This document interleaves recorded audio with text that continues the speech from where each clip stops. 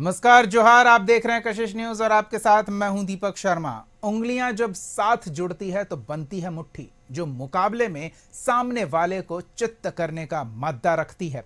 शायद यही वजह है कि सियासत में साझेदारों के साथ मुकाबले में उतरना समझदारी की बात कही जाती है।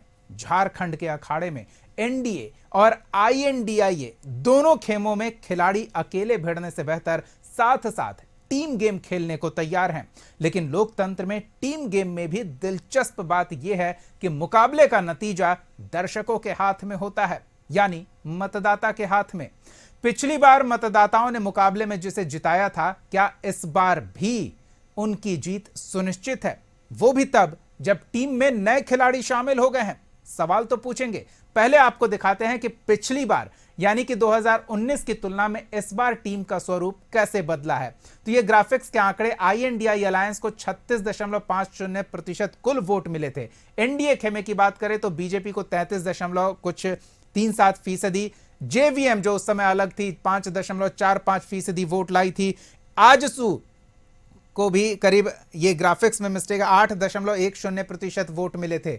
लेकिन अगर बात आईएनडीआई अलायंस की कर लें तो जेएमएम को 18.72% वोट मिले हैं, कांग्रेस को 13.88% वोट मिले हैं और सीपीआई एमएल और आरजेडी को करीब 3.25% और सीपीआई एमएल को 1.15%, यानी कि आईएनडीआई अलायंस खेमे का कुल होता है वोट प्रतिशत 36.50 का और एनडीए खेमे का कुल वोट प्रतिशत, अब क्योंकि पिछली बार अलग अलग थे, अब की हम बात कर रहे हैं पिछले आंकड़े के हिसाब से 46.92, जब टीम नई बन चुकी है। तो क्या यह जीत की गारंटी है? इसी विषय पर हम बातचीत करेंगे और मेहमान हमारे साथ रांची स्टूडियो से जुड़ेंगे। उनसे हम जानेंगे कि क्या यह नया टीम जो बना है एनडीए का, जो पिछले झारखंड के विधानसभा चुनाव के दौरान उस स्वरूप में नहीं था, बीजेपी अलग मैदान में थी, जेवीएम अलग मैदान में और आजसू अलग मैदान में, अब जब एक साथ हैं तो क्या उनकी जीत की गारंटी होती है आंकड़ों के आधार पर? रांची से हमारे साथ मेहमान जुड़े हुए हैं। बीजेपी की ओर से पार्टी का पक्ष रखने के लिए अशोक बड़ाइक जी जुड़े हुए हैं, कांग्रेस की ओर से पार्टी का पक्ष रखने के लिए सुनील सिंह जी जुड़े हुए हैं। सुनील जी, शुरुआत आपसे, क्योंकि चुनौती आपके सामने बड़ी है, कुर्सी बचाने की चुनौती, और उससे बड़ी कोई चुनौती चुनाव में होती नहीं है। लेकिन जो नई टीम आपके सामने मैदान में है, आंकड़े उसके पक्ष में नजर आ रहे हैं, क्या कहेंगे? देखिए, अभी तो लोकतंत्र का सबसे बड़ा महापर्व शुरू होने को चला है। कल से नामांकन प्रक्रिया शुरू है जी। हम लोग सभी लोग अपनी अपनी उपलब्धियां लेकर जनता के बीच जाएंगे और जनता जनार्दन है, जनता का जो आदेश होगा उसका लोकतंत्र में पालन किया जाता है, वो अपना मतदान करेंगे। अब जिस दल को उनको उचित लगेगा कि हाँ हम अपने इन व्यक्ति को चुनना है, इस दल को हमें चुनना है, इस गठबंधन को हमें चुनना है, इस घटल दल को मुझे चुनना है, वो चुनेंगे। और ऐसा कुछ भी नहीं है कि नए लोग और पुराने लोगों की कहीं भी कोई बात नहीं है। हम भी पूरी तरह से तैयार हैं। आपको सूचना है, आपने सूचना अपने माध्यम से लोगों के बीच में बताया कि इंडी गठबंधन 70 सीट कांग्रेस और जेएमएम अपने पास रखे हैं और 11 सीट में आरजेडी और माले को देने का काम किया है। और तो हम लोग बिल्कुल तैयारी के साथ में, हमारा 81 विधानसभा में आपका लगभग 29,000 बूथ है। सभी पोलिंग स्टेशन पर हमारे घटक दल की पूरी तैयारी पूर्व से है और हम मजबूती के साथ लोकतांत्रिक तरीके से, गांधीवादी तरीके से विधानसभा का जो चुनाव है वो लड़ने के लिए हम बिल्कुल संघर्ष करने के लिए हम तैयार हैं। और मुझे पूर्ण विश्वास है, आपके माध्यम से बताना चाहता हूं कि पुनः एक बार इस राज्य की जनता जनमत इंडिया गठबंधन को देगी। चलिए, हम अशोक जी से भी उनका पक्ष जान लेते हैं। अशोक जी, एक आंकड़ा हमने सुनील जी के समक्ष रखा, पिछले चुनाव के जो वोट प्रतिशत थे अलग अलग दलों के, अब जब आपकी टीम इस बार चुनाव में उतर रही है, पिछली बार तो अकेले मुकाबले में थे तो अकेला व्यक्ति, उसके हार की गुंजाइश ज्यादा होती है और वो देखने को मिला। इस बार टीम गेम के साथ आप खेल रहे हैं तो आंकड़े आपके साथ नजर आ रहे हैं, क्या इन आंकड़ों की गारंटी बनी रहेगी, क्या कहेंगे? देखिए दीपक जी, अगर पिछले 2009 के विधानसभा चुनाव की बात करेंगे तो राज्य की जनता ने सबसे बड़ा जनमत जो दिया था वो भारतीय जनता पार्टी के पक्ष में देने का काम किया था। 33.5% जो वोट थी झारखंड की, वो भारतीय जनता पार्टी के पक्ष में गई थी। आजसू अलग से चुनाव लड़ी थी, आजसू को वोट 9.5% के समथिंग कुछ मिला था। उसके बाद आप देखेंगे कि जेवीएम जो आज भारतीय जनता पार्टी में विलय कर चुकी है, वो लगभग 5.5-6% का वोट प्रतिशत उसको मिला था। यानी अगर टोटल जोड़ लेंगे तो 46-47% के आसपास वो ये आती है, उससे भी अधिक आती है। और जो झारखंड मुक्ति मोर्चा जो सबसे बड़ी दल है, जो सबसे ज्यादा विधायक है, उसको मात्र 18% आई थी। जहां बीजेपी 33.5%, वहां झारखंड मुक्ति मोर्चा मात्र 18%। कांग्रेस को 13% मिला था, आरजेडी को तो 2.5-3% समथिंग वोट मिला था। तो आप अगर ऐसे भी देखिएगा कि ये लोग तीनों दल अगर मिल भी जाते हैं, लोगों वोट प्रतिशत को अगर जोड़ भी दिया जाए, तो भारतीय जनता पार्टी तो काफी दूर, एनडीए के साथ काफी दूर नजर आती है। तो मुझे लगता है कि पिछले बार हमसे चूक हुई थी। हम एनडीए के जो घटक दल थे, जो हम लोग साथ लड़ते थे, वो हम अलग अलग लड़े थे। आजसू अलग लड़ी थी, जेवीएम अलग लड़े थे, बीजेपी अलग लड़ी थी। और जिसका परिणाम था कि हम विपक्ष में बैठे 5 साल और हेमंत सोरेन जी कांग्रेस और आरजेडी झारखंड मुक्ति मोर्चा के साथ में वो सरकार बनाए। लेकिन आज के परिदृश्य में दीपक जी, हम हमारे परिवार में, एनडीए के घटक दल में 2 परिवार नया शामिल हो चुके हैं। जनता दल यूनाइटेड शुरू से, झारखंड अलग होने के बाद से लगातार जदयू एनडीए का सहयोगी दल रहा है। लोजपा भी आज शामिल हुआ है। यानी हम 68 सीट के साथ भाजपा, 10 सीट के साथ आजसू, 2 सीट के साथ जदयू और 1 सीट के साथ लोजपा के साथ एक हम बहुत ही अच्छा और बहुत ही तगड़े तरीके से, एकदम बहुत ही ठोक बजा के हम ऐसा गठबंधन और ऐसा एक सीट शेयरिंग का फॉर्मूला तैयार किए हैं कि जो हम इंडी अलायंस के साथियों के साथ लड़ने के लिए मजबूती से तैयार है। और एनडीए पूरी की पूरी, चारों घटक दल पूरी इंटैक्ट होकर हेमंत सोरेन जी की सरकार के खिलाफ मुखरता के साथ चुनाव लड़ेगी और सत्ता से हटा के एनडीए वापस सत्ता में काबिज होगी। ये आंकड़ा भी कहती है 2019 के चुनाव का आंकड़ा। और वर्तमान में जो हमारा जो एकजुटता है, जो हमारा जो पॉलिटिकल जो स्ट्रैटेजी है, जिस तरह से हम सीट शेयरिंग कर रहे हैं, हम एक दूसरे को आजसू को सहयोग कर रहे हैं, कहीं हम लोजपा को सहयोग कर रहे हैं, कभी हम एक दूसरे के साथ तालमेल बैठा के चल रहे हैं। हमारे अंदर में 1% भी कोई आपस में कोई तालमेल का अभाव नहीं है। हम पूरे तन्मयता के साथ में पूरे समन्वय बनाकर सामंजस्य बैठा ये ठीक है अशोक जी, इस पर हम बात करेंगे। लेकिन जिन आंकड़ों का आप हवाला दे रहे हैं, क्रिकेट में भी इस तरह के आंकड़े बस एक अनुमान तक पहुंचने में मदद करते हैं, वो ठोस नतीजे तक नहीं पहुंचाते हैं। उसी तरह से सियासत के इस अखाड़े में भी आंकड़े ठोस नतीजे तक नहीं पहुंचाएंगे। और सुनील जी ये दावा कर रहे हैं कि हमने बीते 5 साल में, कोरोना काल में जो लोगों की जान बचाने में हमने अपना सब कुछ झोंक दिया, उसके साथ साथ जो बाकी समय मिला उसमें जो काम करके दिखाया है दर्शकों को और जनता का जो भरोसा जीता है, वो एक अपर हैंड इन्हें दे रहा है, वो मतदाताओं को इनके साथ जोड़ेगा। उसका क्या जवाब है आपके पास? देखिए, कोई भी परीक्षार्थी होता है, जो कोई भी कैंडिडेट होता है, वो 5 साल मेहनत करता है, परीक्षा देता है। परिणाम तो जनता की अदालत में ना देना, रिजल्ट तो जनता को देना है। आप 5 साल क्या किए, क्या अच्छा किए, क्या झारखंड के अनुकूल काम किए, कितने विकास के आप पैमाने आप सेट किए, कितने आप युवा, महिला, किसान, कई ऐसे अनुबंध कर्मी जो आपने 5 साल पहले अपने मैनिफेस्टो में, घोषणा में, निश्चय पत्र में आपने वादा किया था। तो राज्य की जनता 5 साल आपको विश्लेषण की है कि आप कितने अच्छे तरीके से परीक्षा लिखे हैं। अब जनता की अदालत में जाना है, अब उनको परिणाम देना है। इंतजार कीजिए, 1-1.5 महीना के बाद में आपको परिणाम आ जाएगा। चलिए, किस तरह से परिणाम देख रहे हैं सुनील जी, किस तरह से परिणाम देख रहे हैं? अपने मेहनत के बलबूते वो परिणाम निर्धारित करने में क्या सक्षम खुद को मान रहे हैं? सुनील जी से जान लेते हैं। सुनील जी जी, एक बार रिपीट किया जाए। आपने जो मेहनत किया है, उस मेहनत के आधार पर चुनाव का परिणाम क्या आप देख पा रहे हैं, वो आपसे जानना चाहते हैं। देखिए दीपक जी, मैं बहुत आपको स्पष्ट कर दूं, आपके चैनल के माध्यम से आपका दर्शकों को स्पष्ट कर दूं कि लोकतांत्रिक तरीके से 2019 में कोरोना का महाकाल पूरे दुनिया में आया था और झारखंड में भी आया था। झारखंड में इंडी गठबंधन के नेतृत्व में मुख्यमंत्री इस प्रदेश के श्री हेमंत सोरेन जी ने और पूरे इंडी गठबंधन ने मिलकर एक प्रयास किया था कि इस राज्य से जितने भी बाहर लोग हैं, ट्रेन के माध्यम से, बस के माध्यम से, फ्लाइट के माध्यम से लोगों को लाया और उनके सुरक्षित स्थानों पर पहुंचाने का काम किया और साथ ही उनकी स्वास्थ्य से लेकर भोजन की व्यवस्था सारा सरकार ने करने का काम किया। और उसके बाद 2 साल जो बचा समय, उस समय में एक सकारात्मक प्रयास इंडी गठबंधन और श्री हेमंत सोरेन के नेतृत्व में इस राज्य के जनता के बीच में सकारात्मक कार्य किया गया। उसी कार्य में आपको दिख रहा होगा कि आपका पुरानी पेंशन योजना लागू किया गया, आपको वकीलों को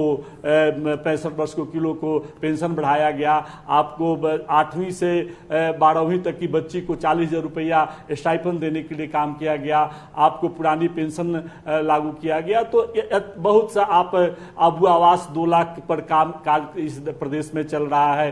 तो साथ ही जो कोशिश किया गया इस राज्य में, इस राज्य के मुख्यमंत्री के द्वारा, इस राज्य के इंडी गठबंधन की सरकार के द्वारा, उस सरकार से हम सबों को काम से, आपने मैया योजना को आप देखें कि कितना जबरदस्त रूप से इस राज्य में अभी तक 45 लाख मैया योजना को 3 बार दे दिया गया है, उनके अकाउंट्स में चला गया है। और आपने इस राज्य के, हमने वादा किया था, हर वादा पूरा होता है ऐसा नहीं है, लेकिन वादा पूरा करने का सरकार प्रयास किया। 4 लाख किसानों का 400 करोड़ रुपया माफ करने का इस सरकार ने काम किया है। तो हम बिल्कुल, हमारा चुनाव में हम पूरी तरह से तैयार हैं, चुनाव के लिए तैयार हैं, जनता की अदालत में हम जाने के लिए तैयार हैं, हम जाएंगे, हमने अपनी उपलब्धियां के साथ में जनता के साथ जाएंगे। और आपको विश्वास दिलाता चलूं कि अहंकार के साथ नहीं, संयम के साथ, धैर्य के साथ मैं आपको बताता हूं कि इंडी गठबंधन का पुनः एक बार यहां पर सरकार श्री हेमंत सोरेन के नेतृत्व में बनने जा रही है। चलिए, तो एक तरफ उपलब्धियों का सहारा है, दूसरी तरफ आंकड़ों पर भरोसा है। ये आंकड़े प्रभावशाली होंगे या जो उपलब्धियां जनता के बीच पहुंचकर उनकी सेवा के कार्य करके जो हासिल किया गया है, वो उपलब्धियां जीत की गारंटी सुनिश्चित करेगा। क्या गठबंधन जीत की गारंटी है? उपलब्धियां एक तरफ जो सत्ता में हैं उनके पास आंकड़ों के साथ जुड़ रहा है, लेकिन जो विपक्ष में है, सत्ता में आने के लिए उनके पास एक मजबूत आसरा आंकड़ों का ही है। सीधे रांची स्टूडियो चलते हैं, हमारे साथ अशोक बड़ाइक और सुनील सिंह जी जुड़े हुए हैं। अशोक जी से जान लेते हैं कि अशोक जी, आंकड़ों पर इतना भरोसा क्या गलत नहीं हो जाएगा? क्योंकि आपके पास कुछ ऐसा भी होना चाहिए कि मौजूदा सरकार से जनता ने जो जुड़ाव का प्रयास किया है उसको अपने साथ करना एक महत्वपूर्ण कड़ी हो जाएगी।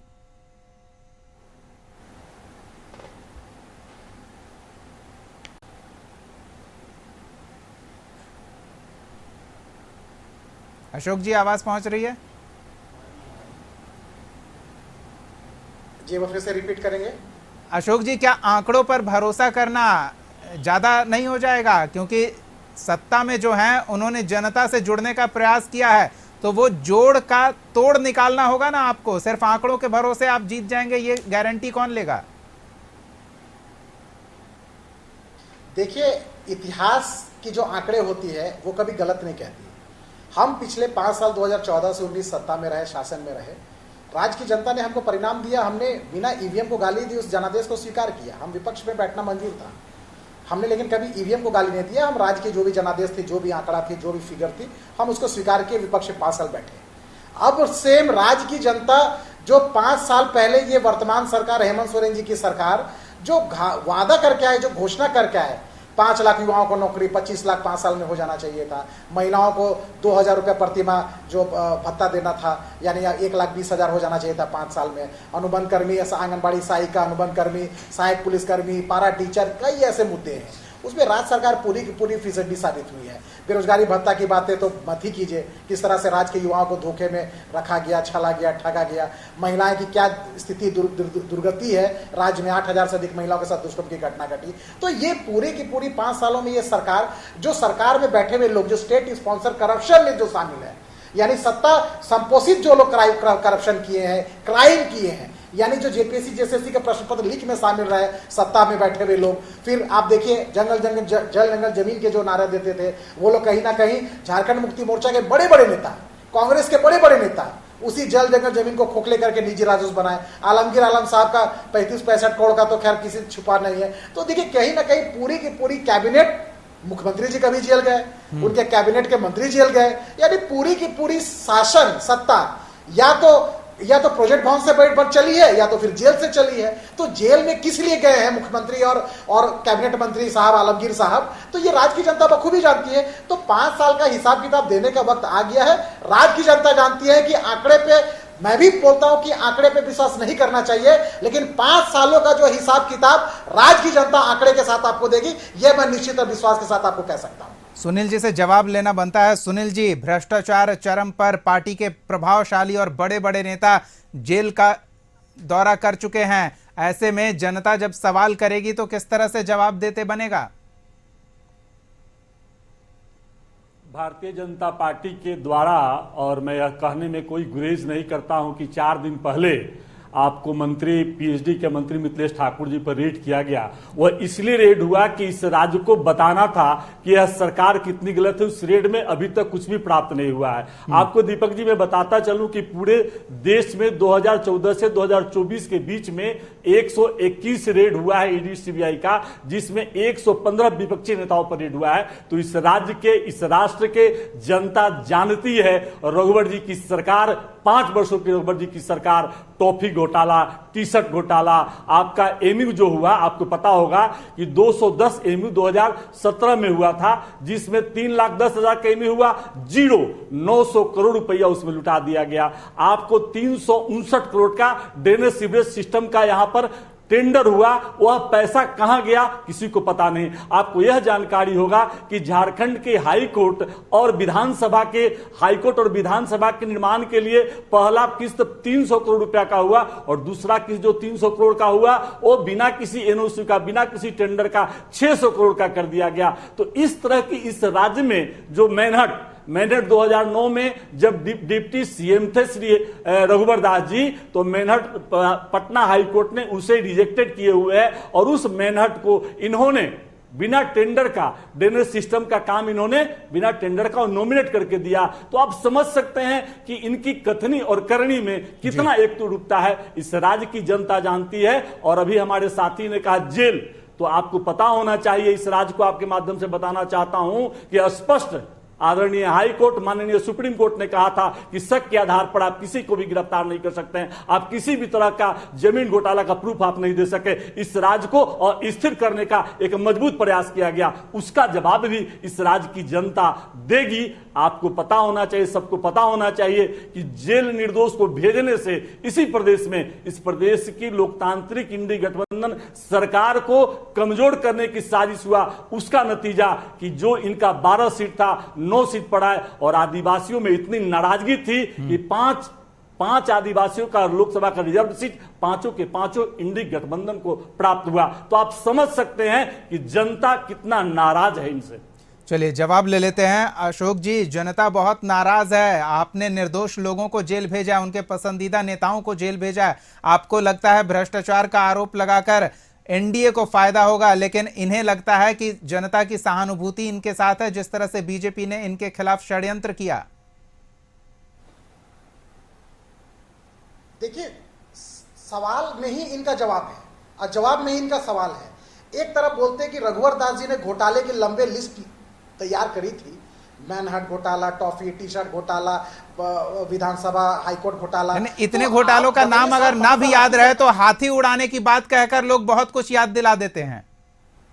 नहीं, चलिए वो भी मैं मान लेता हूं, आपके नजर में सब घोटाला है। तो नहीं, मेरी नजर में नहीं, मेरी नजर में कुछ नहीं, आपके विरोधियों के नजर में उसमें घोटाला थे, तो आपने क्या कार्रवाई की? अरे दीपक जी, वो क्या कार्रवाई किए? सवाल तो इनसे, मेरे कांग्रेस के साथी से बनता है ना। सरकार में आप बैठे हैं, 5 सालों से आप कोई कार्रवाई नहीं की है, ना कोई आप उनको जेल भिजवाया। अगर वो भ्रष्टाचारी है तो जेल भिजवाइए, आप कोई जांच बैठाइए। कोई जांच आपकी 5 साल में सरकार नहीं कर पाई, तो सिर्फ चैनल में बैठ के आप भ्रष्टाचार के बारे में चर्चा करना, और सरकार में बैठ के वहां पर सरकार कहती कुछ है और प्रवक्ता करते कुछ है, तो ऐसा नहीं ना चलेगा। अगर आरोपित है तो जांच करके उसको जेल भिजवाइए ना। 5 साल में तो आप जेल भिजवा नहीं पाए, 5 साल में कोई भ्रष्टाचार बताइए सुनील जी। और दूसरी बात, जिस तरह से ये बोले कि जेल में भेज दिए, नहीं, दूसरी चीज, अरे साहब, जेल वो कोई भारतीय जनता पार्टी आरोप नहीं लगाई, वो प्रवर्तन निदेशालय अपने जांच में, प्रथम दृष्टया जांच में उनका आरोपित पाई। साहब, एक लोकतांत्रिक व्यवस्था का आदमी जो संविधान की शपथ लेकर मुख्यमंत्री पद में सुशोभित करता बैठता है, वो संविधान द्वारा निर्मित ईडी संविधान द्वारा निर्मित है। ईडी उसको 6-6, 9-9, 10-10 सामान भेजती है, तब वो जाते नहीं है। और साहब, जब ईडी एक एजेंसी है, कोई बीजेपी की एजेंसी नहीं ना है वो। साहब, आपको बार बार बुला रही है, आप जाइए, आपको ईडी कुछ ऐसे प्रमाण मिले हैं, वो ईडी का काम था। ईडी ने उनको पकड़ा, उनको आरोपित किया, उनको जेल भेजा और माननीय न्यायालय ने उनको बेल दिया है। देखिए दीपक जी, मैं अभी भी जिक्र कर रहा हूं कि माननीय मुख्यमंत्री हेमंत सोरेन जी बेल पे हैं, बरी नहीं हुए हैं, बेल पे हैं। और तो अभी ईडी ने इनके मंत्री आलमगीर आलम साहब के ऊपर में चीफ सेक्रेटरी को पत्र लिखा है। अब बोला है कि पूर्व मंत्री आलमगीर आलम साहब के ऊपर 35 करोड़ का और संजीव लाल उनके पीएस और जहांगीर के ऊपर में एफआईआर दर्ज करे सरकार। ये ईडी ने 4-5 दिन पहले लिखा है और सरकार अभी तक एफआईआर नहीं कर रही है। जब ईडी ने पूरे प्रमाण के साथ में मुख्य सचिव को पत्र लिखा है तब भी आप एफआईआर नहीं कर रहे हैं। जवाब ले लेते हैं, एक जवाब ले लेते हैं चलते चलते, और उसके ऊपर कार्रवाई भी नहीं कीजिएगा। सुनील जी, बात साफ है दीपक जी, जो बीजेपी के नेता के ऊपर आरोप लगा रहे 5 साल के शासन का, और आप उसके ऊपर कार्रवाई भी नहीं कीजिएगा। यही तो जवाब ले लेते हैं ना सुनील जी से जवाब ले लेते हैं। सुनील जी बताइए, 5 साल आपकी सरकार रही, आरोप भ्रष्टाचार का लगा रहे हैं, जांच तो करवा सकते थे, जांच करा के भ्रष्टाचार के आरोपों को साबित कर सकते थे, सही है गलत है क्या है? जी बस जवाब देता हूं। देश के प्रधानमंत्री आदरणीय नरेंद्र मोदी जी ने कहा था अजीत पवार को कि 70,000 करोड़ का घोटाला चक्की पिसिंग कहां है, 10,000 घोटाला का छगन भुजबल कहां है, 10,000 करोड़ का। सुनील जी, आप पर जो आरोप लग रहे हैं उसकी बात नहीं हो रही है। आप जो बीजेपी की पहले की सरकार पर आरोप लगा रहे हैं, उन आरोपों की जांच क्यों नहीं? रघुवर जी का हाईकोर्ट में मामला लंबित है, रघुवर जी का हाईकोर्ट में मामला लंबित है, इसलिए उनको राज्यपाल बनाया गया। इनकी जांच जा रही थी। मैं बताया कि भारतीय जनता पार्टी ईडी और सीबीआई, इसलिए मैं तोता बोलता हूं कि अगर 121 पर 115 विपक्षी पर क्यों रेड हुआ, क्यों नहीं? आपको यह जानकारी होना चाहिए। मैं अभी 2016 में नोटबंदी जब हुआ था उसमें गिरिराज सिंह के घर से 8 करोड़ रुपया पकड़ा गया था। क्या हुआ केस? क्या अशोक जी आपकी आवाज खुली है, दर्शक सुन रहे हैं आपको। क्या हुआ एफआईआर? तो भारतीय जनता पार्टी की कथनी और करने में बहुत फर्क है। जहां एफआईआर होना है, जहां होगा। आप संविधान को नहीं मानते हैं, हम इंडी गठबंधन बिल्कुल संविधान को मानने के लिए तैयार है और मानती है। आपके कितना भी आप चिल्ला लीजिए, इस राज्य की जनता जानती है कि भारतीय जनता पार्टी का, यह भी आपको बताता चलूं कि यहां का जो प्रभारी है शिवराज सिंह चौहान, देश का सबसे बड़ा व्यापक घोटाला हुआ, शिक्षा का सबसे बड़ा घोटाला, उसमें आपको जानकारी होना चाहिए कि आपका 45 संदिग्ध लोगों का मौत हुआ इसी राज्य में। पहली बार मुख्यमंत्री बाबूलाल मरांडी के समय में जेपीएससी घोटाला हुआ। बहुत से लोग आज भी उसके दायरे में हैं, उनके। चलिए, आरोपों की बौछार थमती नहीं दिख रही है और न ये थमती दिखेगी। अशोक जी, आप चलते चलते कुछ कहना चाहते हैं? एकदम संक्षेप में, हमारे पास वक्त नहीं है। नहीं एकदम देखिए, मैं झारखंड की बात हो रही है, झारखंड का चुनाव है, हम झारखंड की बात करेंगे। मेरे और आपके प्रश्न का एक भी जवाब मेरे सत्ताधारी दल के प्रवक्ता नहीं बोले पाए कि 5 साल आपकी सरकार रही, आपके जानकारी में पूरे एक लंबी घोटाले की लिस्ट है, लेकिन एक भी घोटाले की आप जांच नहीं कराए, ना आप भ्रष्टाचारी को आप जेल भेजवा पाए। दूसरी बात, आप मध्य प्रदेश की बात कर रहे हैं, साहब शिवराज सिंह चौहान हटे थे, कमलनाथ जी मुख्यमंत्री बने थे। आपने स्पेक्ट्रम घोटाला, आप वो कौन सा घोटाला? चलिए, अब पूरे देश में अलग अलग सरकारों के अलग अलग घोटालों की फाइल खुलने लगी है, लेकिन फिलहाल तो फाइल जनता खोलेगी, सत्ता पक्ष की भी और विपक्ष की भी, और जनता के बीच सारे मुद्दे सामने होंगे। चैनल में करते हैं, लेकिन जब कार्रवाई की बात आती है तो कार्रवाई नहीं करें। सरकार कार्रवाई तो जो नहीं करने कराने का समय तो बीत गया, अब जनता करेगी जो करना होगा और जनता अपना निर्णय सुनाएगी। निर्णय के लिए आप दोनों तैयार रहिए। फिलहाल बहुत बहुत धन्यवाद सुनील सिंह जी और अशोक बड़ाइक जी, अपना समय देने के लिए, कशिश न्यूज पर आने के लिए, इस चर्चा में शामिल होने के लिए। तो जनता फैसला करेगी। दिलचस्प बात यह है कि जब टीम गेम होता है तो टीम का कमजोर खिलाड़ी के साथ खड़ा मजबूत खिलाड़ी उसकी खामियों को कम करके अपनी थोड़ी ताकत उसके साथ जोड़ता है और आमने सामने का मुकाबला दिलचस्प हो जाता है। यही होता दिख रहा है झारखंड में एनडीए और आईएनडीआई अलायंस के बीच के मुकाबले में। मुकाबला दिलचस्प होने वाला है। आंकड़े कारगर होंगे या उपलब्धियां असर दिखाएंगी, इसका जवाब जनता देगी। फिलहाल इस एपिसोड में इतना ही। अगले एपिसोड में एक और सवाल के साथ हम फिर मौजूद रहेंगे। तब तक के लिए देखते रहिए कशिश न्यूज।